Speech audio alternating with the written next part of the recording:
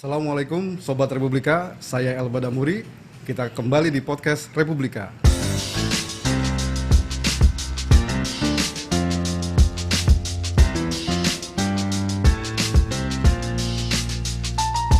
Hari ini kita ngobrolin soal kopi. Nah ini, saya yakin nih Sobat Republika dimanapun berada pasti banyak yang suka kopi. Pecinta kopi, kopi lovers. Mungkin ada juga yang punya profesi sebagai barista. Nah ini hari ini kita banyak bicara soal kopi. Sobat tentu tahu kan, Indonesia itu adalah negara yang disebut oleh berbagai masyarakat di seluruh dunia sebagai surganya kopi. Nah, kenapa disebut surga kopi? Nah ini perlu kita eksplorasi nanti, kita diskusikan. Kemajuan kopi Indonesia ini tak lepas dari peran petani tentunya ya. Para petani kita yang begitu luar biasa mengembangkan kopi, membabat hutan, menjaga lingkungan. Juga peran-peran dari pengusaha kopi, dari koperasi, pemerintah yang begitu aktif mengembangkan ilmu dan teknologinya untuk pembibitan, dan juga banyak peran dari perusahaan-perusahaan yang memberikan dukungan sumber daya dan pendanaan untuk kemajuan kopi Indonesia. Nah, salah satunya ini dari Pertamina. Pertamina ini punya banyak cerita tentang bagaimana membangun, memberdayakan, dan memajukan perkopian di Indonesia. Sobat Republika, sekarang hadir di hadapan kita Mas Arya Paramita, Vice President Corporate Social Responsibility dan Small Medium Enterprises Partnership Program. Iya. Nah ini, Assalamualaikum Mas Arya. Waalaikumsalam warahmatullahi wabarakatuh Mas Elba. Nah ini bisa kasih gambaran Mas Arya, ini CSR ini apa nih ininya, ruang lingkup kerjanya nih di Pertamina? Ya, terima kasih Mas Elba. Jadi CSR itu, kalau kita bicara CSR saat ini ya, kita merujuk pada ISO 26000, di mana ISO itu mengatur tentang definisi CSR dan ruang lingkupnya. Kalau khalayak umum, publik pada umumnya itu memahami CSR sebagai kegiatan community development saja. Tapi kalau di ISO 26000 itu 7 core subject yang diatur di sana. Mulai dari tata kelola perusahaan, isu human rights, kemudian ada lingkungan, dan ada community involvement dan development, serta ada isu yang lainnya.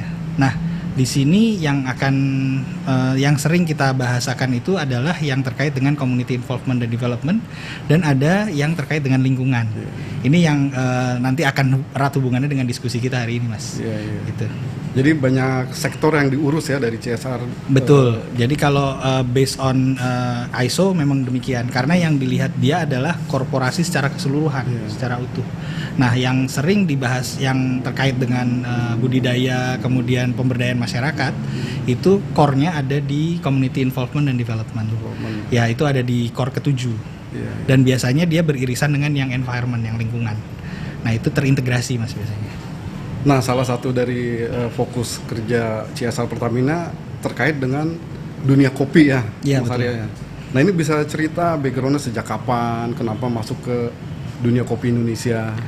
Ya, Mas, terima kasih. Jadi kalau terkait dengan kopi ya, wilayah kerja Pertamina ini, Pertamina sebagai perusahaan energi itu menggarap sektor hulu dan hilir. Nah, di sektor hulu ini, teman-teman yang bekerja di sektor hulu itu kan tidak hanya melaksanakan eksplorasi produksi minyak dan gas. Dia juga melaksanakan pengelolaan sektor hulu di geothermal. Nah, kebanyakan wilayah operasi teman-teman itu berada di pelosok dan di ketinggian. Artinya disitulah tempat beradanya kopi. Nah, kemudian kalau dilihat dari wilayah kerja kami di sektor hulu itu lebih banyak di wilayah hutan. Jadi kami sering sekali beririsan dengan kegiatan kami itu berdekatan dengan wilayah hutan. Nah, artinya di sini kami sebagai perusahaan yang menjalankan tanggung jawab sosial lingkungan tadi itu juga fokus pada aspek pelestariannya, Mas. Kenapa? Karena keberadaan pohon itu sangat erat kaitannya dengan bisnis kami, dengan energi.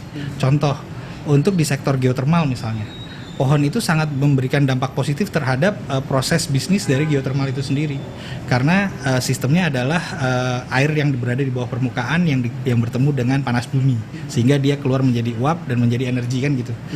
Sama halnya juga dengan yang di oil and gas. Pohon itu memiliki daya serap CO2 yang cukup baik kan, yang ini menjadi sering disebut sebagai paru-paru bumi gitu ya. Sehingga artinya untuk melestarikan itu menjadi concern kita. Nah, kenapa kopi sekarang ceritanya? Kalau kopi ini sebenarnya bagian dari rangkaian cerita yang utuh, Mas. Nah, kenapa kopi? Kopi itu kami temukan pertama kali di teman-teman di lapangan itu bervariasi. Ada yang berinteraksi langsung dengan petaninya, ada yang berinteraksi dengan orang yang sudah punya usaha kopinya, dan ada yang memang membangun dari awal, gitu. Nah, saya akan cerita dengan yang membangun dari awal ya. Ini yang lebih seru nih, menarik, karena di sini ada proses pengembangan embrio bisnis kopinya.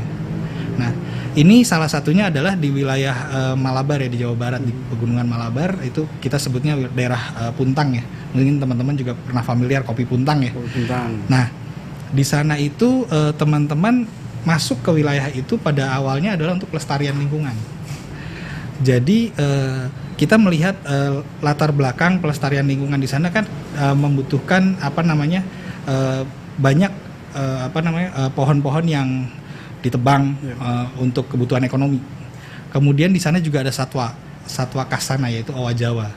Owa Jawa juga dulu ceritanya itu di masa lalu itu sering diburu untuk dijual. Nah, semua itu dasarnya adalah ekonomi. Nah, pada saat kita masuk untuk pelestarian, konsep ekonomi ini harus ketemu dengan konsep lingkungan.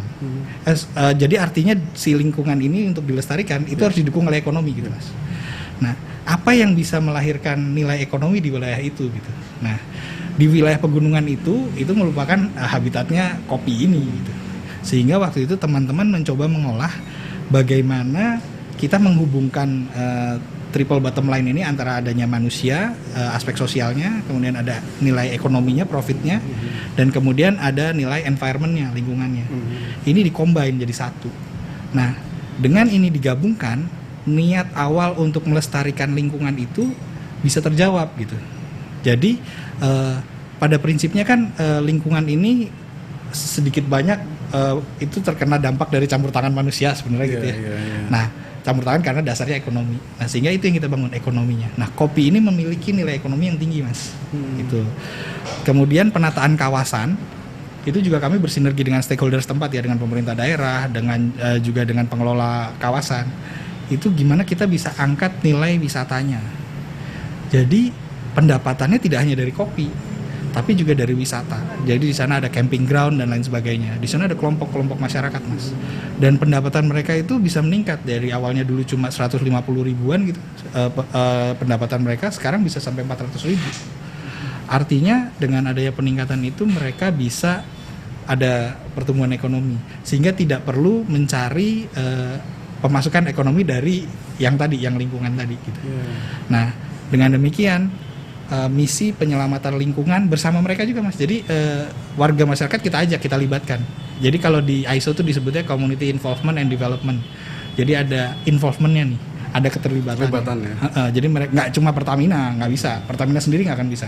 Itu siapa aja di situ, Mas Arya? Ada Pertamina, ada kemudian pengelola kawasan hutan situ, kemudian pemerintah daerah, dan tentunya masyarakat itu sendiri, kelompok masyarakat yang ada di desa hutan itu. Nah, bersama-sama, Mas, masyarakat dilibatkan. Akhirnya mereka melihat bahwa menebang pohon, berburu owa itu sudah bukan opsi untuk ekonomi buat mereka, karena mereka sudah mendapatkan potensi lain yang lebih baik gitu, yaitu kopi dan wisata. Gitu. Jadi teman-teman di sana sekarang sudah bisa bangkit ekonominya dengan ini. Gitu. Nah, ada juga yang bentuknya budidaya kopi itu sifatnya dia sudah mengelola petani kopi, Mas. Ini kemudian pada saat bertemu dengan Pertamina itu punya namanya program kemitraan namanya. Jadi kalau tadi sifatnya membangun embrio, sifatnya hibah, bantuan hibah, dan kemudian diarahkan untuk pemberdayaan, step berikutnya adalah program kemitraan. Ini sebenarnya kami menjalankan amanat Kementerian BUMN, amanat pemegang saham yang ada dituangkan di dalam peraturan menteri, di mana ini satu cycle penuh dari sebuah kegiatan community development. Jadi pada saat hibah, pemberdayaan, kemudian dia sudah siap dia masuk ke dalam fase program kemitraan. Program kemitraan itu apa? Program kemitraan tadi yang Mas Elba di awal sebut Small Medium Enterprise Partnership Program, bahasa Garutnya gitu ya. Tapi kalau di bahasa Indonesianya itu pengelolaan UMKM lah. UMKM ya. Nah, jadi dengan begitu kita memberikan tahapan lebih advance buat mereka. Kalau saya boleh beranalogi, Mas Elba, tahapan ini tuh kayak kalau mahasiswa lagi bimbingan skripsi lah. Dia masih dibimbing sama dosen, masih diawasin sama dosen, tapi sudah mulai ada membuka wawasannya dia, pendampingannya udah beda mas. Kalau dulu diajarin caranya, cara untuk produksi segala macam, sekarang untuk memperkuat marketnya. Nah, memang yang proses Puntang ini masih dalam tahap menuju ke situ. Tapi kami juga melakukan pemberdayaan masyarakat yang pelestarian kopi dan pengembangan kopi ini yang sudah sampai di ujung situ. Mereka kita kasih tuh mas waktu itu bantuan peminjaman modal usaha ya. Kemudian kita ajak pameran mas. Ada namanya di pembinaan kami itu namanya business matching. Jadi kita ajak pameran waktu itu ke Cina mas. Oh Cina. Iya ini yang kopinya yang di tengah. Gayo. Iya. Gayo. Nah ini mereka kita ajak ke sana, ke Cina untuk business matching, ketemu dengan off-takernya, dengan pembelinya. Dan alhamdulillah mas, dari pameran itu dia bisa deal dapat 1,4 miliar. Itu kenapa tuh? Orang Cina itu seneng sama rasa kopi Gayo atau gimana? Betul, jadi memang kopi Indonesia tuh istimewa lah kalau di sana itu. Jadi kalau teman-teman nanti visit ke negara orang, kemudian ada sebuah store kopi gitu ya, ada misalnya ada kedai kopi yang memang memainkan cita rasa dari berbagai negara dan dia tahu kita orang Indonesia, kita akan dibawa tuh ke cornernya dia. Ini kopi dari negara corner Indonesia ya. Jadi dia sampai orang sana tuh menghargainya sampai segitunya gitu untuk kopi Indonesia. Contoh aja ini kopi Puntang yang tadi sempat kita cerita ya di awal-awal bahwa memang ini adalah juara ya di tahun 2011 ya kalau nggak salah di Atlanta ya. Di Atlanta ya, yang mereka waktu itu menang di lelang itu ya. Lelang kopi. Ya. Lelang kopi yang dilaksanakan di Atlanta gitu. Jadi memang kopi Indonesia ini sangat-sangat istimewa mas di sana.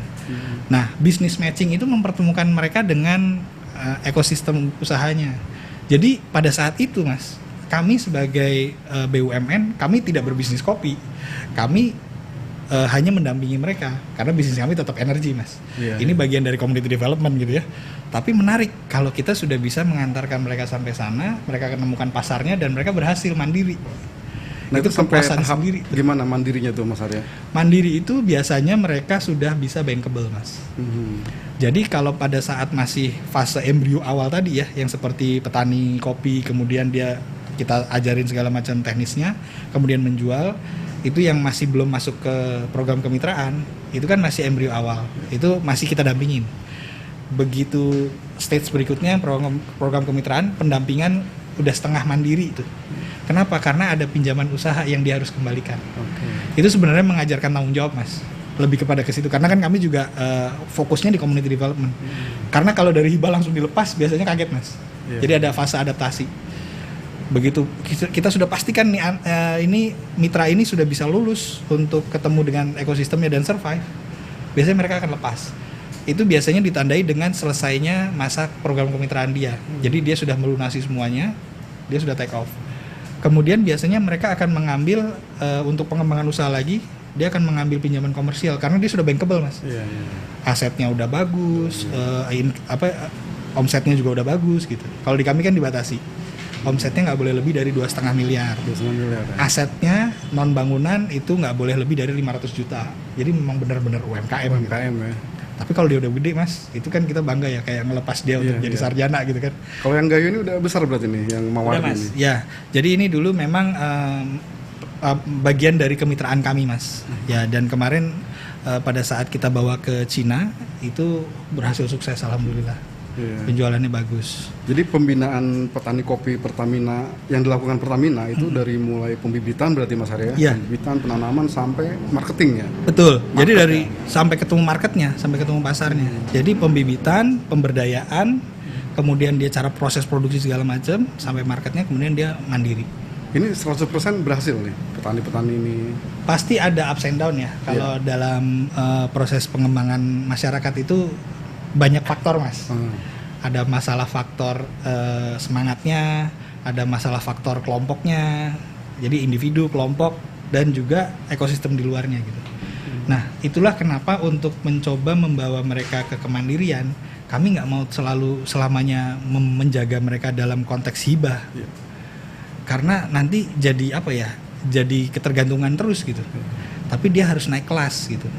Harus ada staging berikutnya. Nah inilah sebenarnya konteks CSR SMAP yang sebenarnya. Jadi dia itu satu kesatuan, satu rantai gitu. Nah kalau mereka sudah mentas apa sudah berhasil, itu biasanya nanti mereka ada yang menarik di sini adalah mereka itu memberi dampak ke orang lain, Mas. Maksudnya gimana sebenarnya?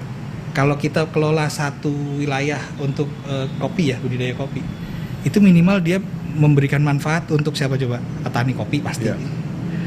istri-istrinya pasti. Kemudian kalau petani kopi berarti ada si bapak, ada si ibu lah ya. Ya. Kemudian ekosistem lingkungan sekitarnya biasanya bisa berkembang jadi pariwisata, tiket masuk warga sekitar gitu, kelompok masyarakat desa situ dapat manfaat juga kan. Kuliner ya. Kuliner berkembang. Iya. Dan seterusnya. Jadi ini semacam satu ekosistem yang komplit. Untuk yang sudah punya coffee shop misalnya gini, nah itu juga bisa mengembangkan lagi gitu. Terus gitu. Jadi efek dominonya tuh banyak gitu. Iya.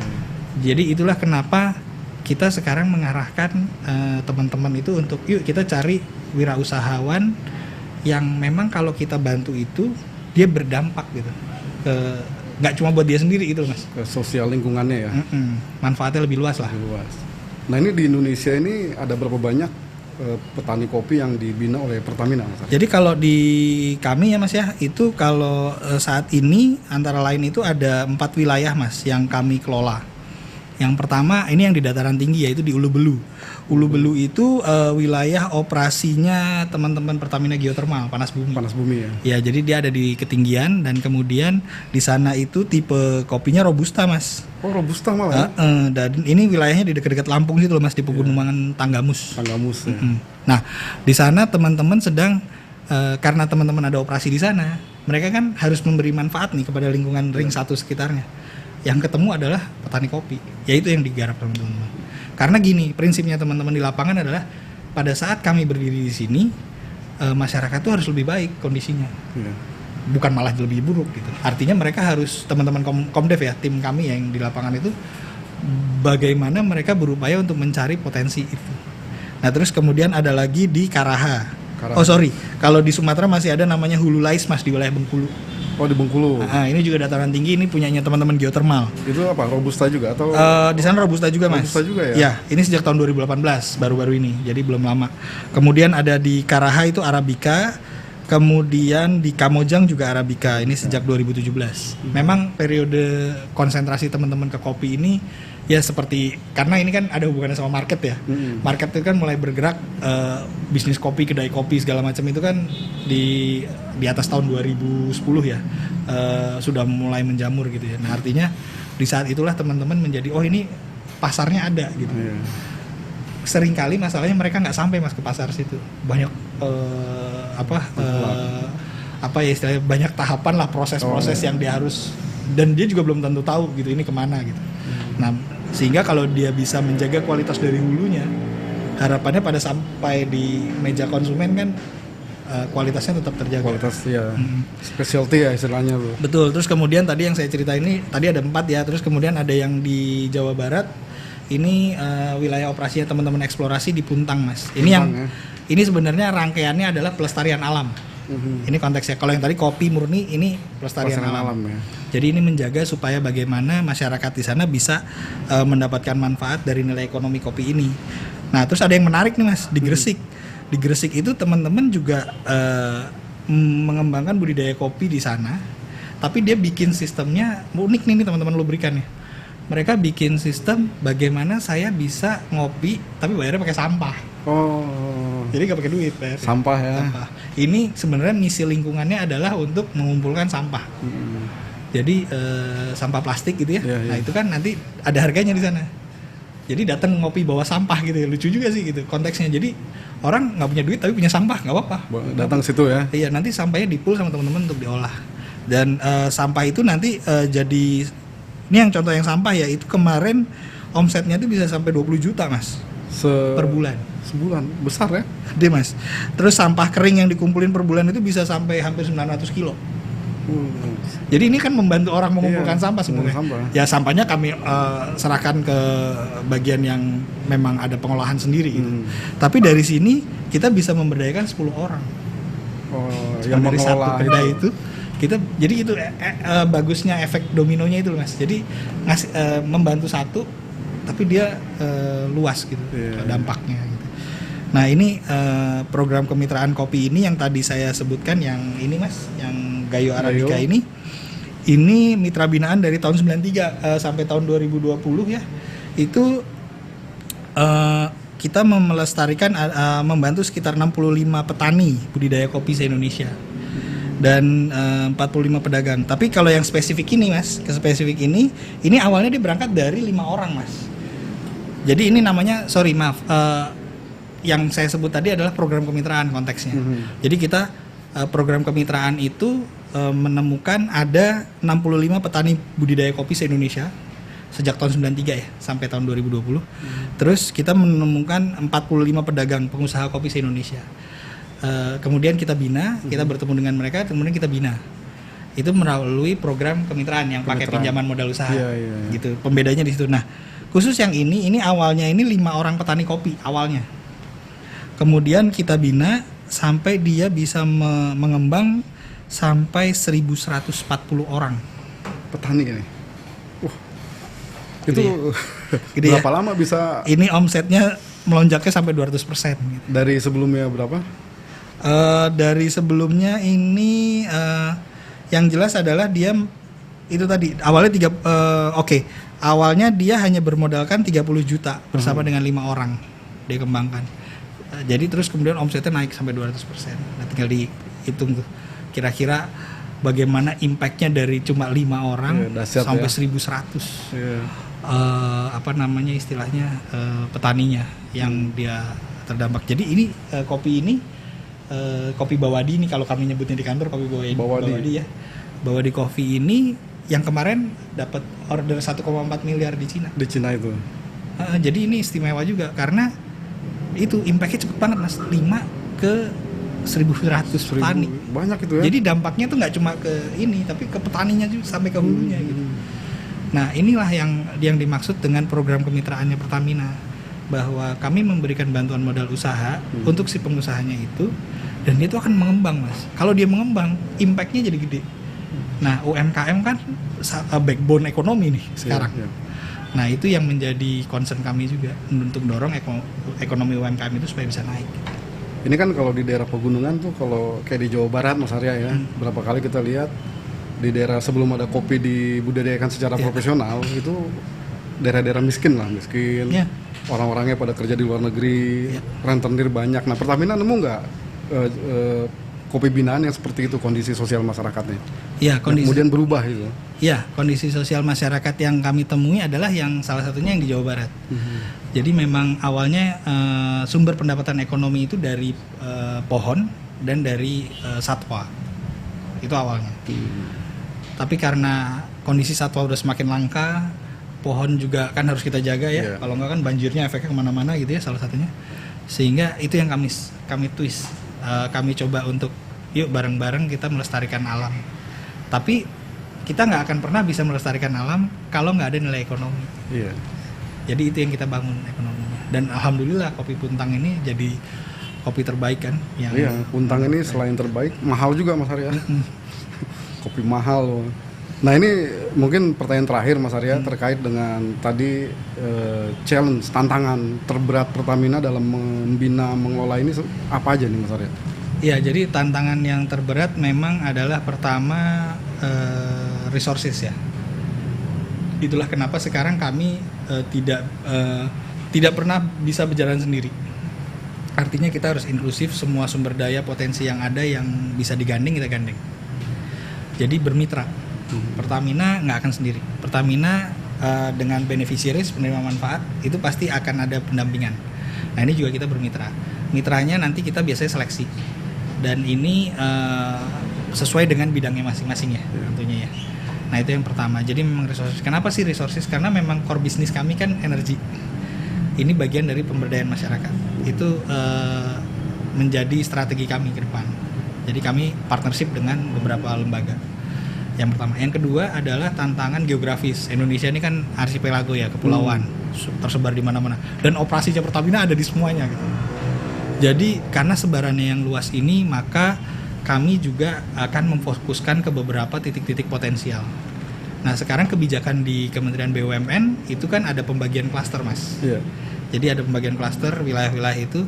Nah, kita berkoordinasi nih dengan teman-teman BUMN lain klaster. Jadi artinya gimana sih BUMN memberi manfaat kepada masyarakat itu dibagi di klaster itu gitu. Jadi nggak tumpang tindih. Jadi misalnya Pertamina udah fokus di sini, nanti dibagi wilayah lain dengan BUMN lain. Nah, ini berangkatnya dari mana? Pasti pertanyaannya kan berangkat dari ring 1. Jadi kita prioritaskan ring terdekat dengan operasi kita. Ya. Kalau semua semua industri ya, BUMN maupun yang swasta berbuat yang sama, itu peta Indonesia rata, Mas. Insya Allah rata, karena setiap sudut Indonesia ini kan pasti ada kegiatan ekonomi kan. Iya. Terberdayakan ya. Terberdayakan gitu. Nah, tinggal nanti bagaimana mengelolanya. Nah, yang memang yang terakhir adalah tantangan yang uncontrollable dari kita adalah di luar ya, di marketnya. Cuma memang market itu bisa tercipta kalau dari teman-teman yang bermain di sektor hilirnya yang langsung ke konsumen itu juga punya inovasi-inovasi baru. Nah, yang menarik sekarang ini dunia digital, Mas. Kenapa tuh? Jadi kita menjualnya ini udah nggak, kan ini sekarang pandemi nih, kita kan terbatas nih, kita aja dipisahin meja kan gitu ya. Nah, ini sekarang konsumen nggak perlu jauh-jauh ke sana, Mas, tinggal order pakai bisa melalui Gen UMKM. Kami ada Instagramnya gen_UMKM. Itu tempat kami memasarkan produk-produk ini. Atau bisa langsung di e-commerce yang umum teman-teman tahu gitu toko-toko online itu. Toko online ya. Nah, jadi di situ bisa langsung order gitu. Nah, teman-teman mitra kami ini yang binaan kami itu kami didik untuk itu, Mas. Jadi bagaimana dia bisa menyajikan visual produknya dengan menarik, terus kemudian dia memasarkannya, kemudian dia bisa mendapatkan hasilnya tanpa harus orang datang ke tokonya. Gitu. Kan sekarang susah nih, Mas, pergerakan kan dibatasi ya. Jadi kita juga harus menyiasati. Nah, untungnya teman-teman yang main di sektor digital ini perkembangannya kan pesat. Dan itu sekarang order kopi kan nggak usah harus beli ke toko, tinggal online aja ya. Online aja. Gitu. Nah, ini terkait pandemi kan pasti berpengaruh terhadap penjualan binaannya Mas Arya ya, binaannya Pertamina nih, petani kopi. Nah, itu mensiasatinya gimana? Apakah orang Pertamina borong produk mereka atau seperti apa? Jadi gini, Mas, ceritanya UMKM memang terkena dampak pandemi kemarin karena pasti ada impact lah ke bisnis mereka. Nah, yang menarik kemarin itu kami mencoba satu cara yang agak beda sedikit sih, Mas. Jadi kami jadikan kami sebagai off-taker-nya untuk bantuan COVID-19 kemarin. Ini contoh menarik nih. UMKM ini ya, ini jahe merah ini, memproduksikan jahe merah cangkir mas ini dari wilayah Jakarta juga nih. Nah, mereka waktu awal-awal kan jahe merah sempat jadi trending topik. Primadona. Nah, ini kami minta mereka untuk memproduksi yang banyak. Kenapa? Karena kami akan mengirimkan bantuan kepada masyarakat yang kurang mampu atau kepada panti-panti jompo, panti asuhan atau yang lain. Jadi kami seleksi, Mas. Kan permintaan pasti pada saat pandemi banyak yang minta tolong gitu kan. Permintaan bantuan tuh banyak. Itu kami seleksi. Cara kami rahasianya waktu itu adalah menetapkan siapa subjek. Jadi pada saat kita menerima permintaan proposal bantuan segala macam informasi ya dari call center, dari semua, itu kami petakan mana nih yang bisa jadi subjek. Karena di pandemi ini tidak semuanya objek. Objek itu artinya dia hanya menerima. Kalau subjek itu dia bisa ikut membantu gitu. Tapi sebenarnya dia tertolong juga. Nah, akhirnya kita coba pikir sama tim itu, coba kita olah-olah. Ternyata banyak, Mas, UMKM yang bisa jadi subjek. Waktu itu ada sekitar 300-an lebih.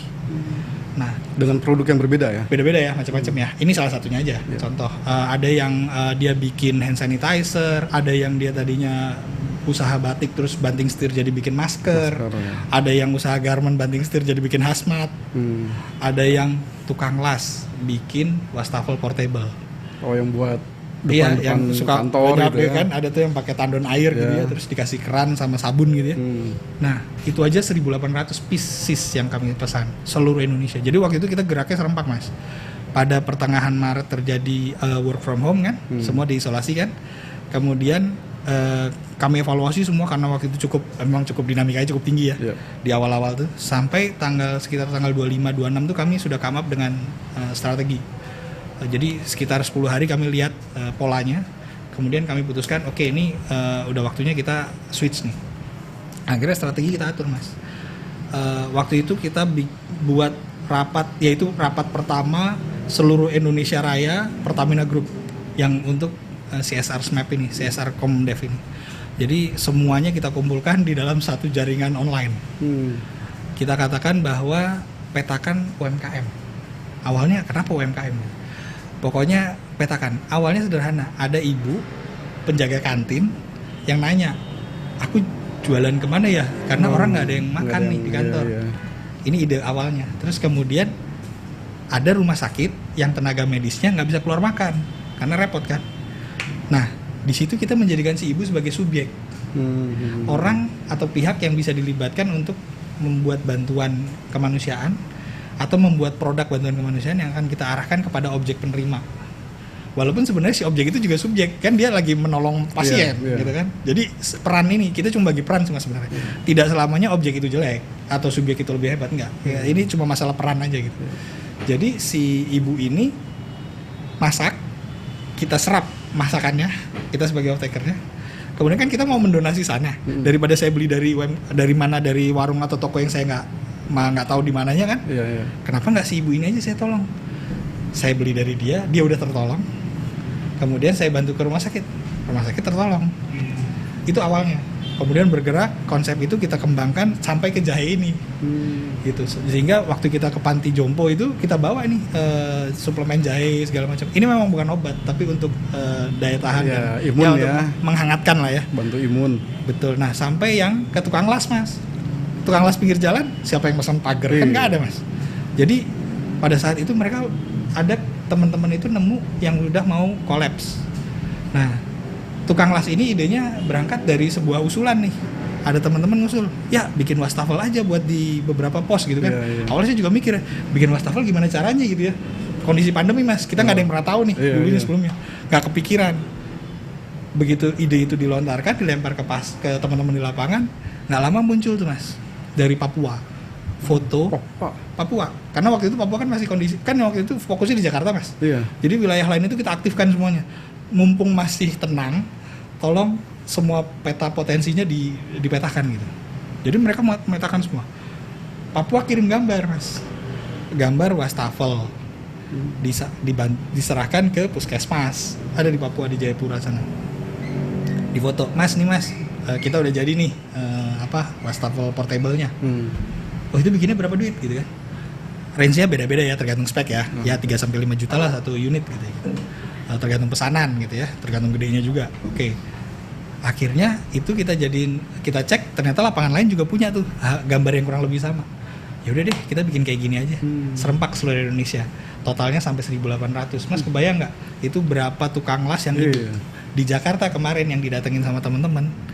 Itu dia awalnya si bapak ini udah putus asa lah kali ya, nggak ada pesanan. Datanglah teman-teman dari region Jakarta, kita pesen dong 40 unit gitu. Kalau nggak salah 40-an deh waktu itu. Di atas 10 yang jelas. Dipesan, memang jumlahnya agak banyak ya. Kemudian si bapak itu nggak cuma sendiri, Mas. Ternyata pesanan itu menghidupi 3 generasi. Si bapak, si anak, sama sepupunya. Ini sekeluarga ini keluarga pengrajin las gitu. Ini hidup semua, Mas. Wah, itu senangnya setengah mati. Jadi alhamdulillah kita bisa nolong itu. Jadi bantuan si Tandon ini buat membantu masyarakat, objek. Tapi kita menjadikan yang tadinya objek menjadi subjek. Jadi tangan di bawah jadi tangan di atas gitu. Benar. Nah, itu totalnya, Mas, dalam hitungan waktu itu kurang lebih sebulan itu tembus 4,5 miliar omset. 4,5 miliar omset ya.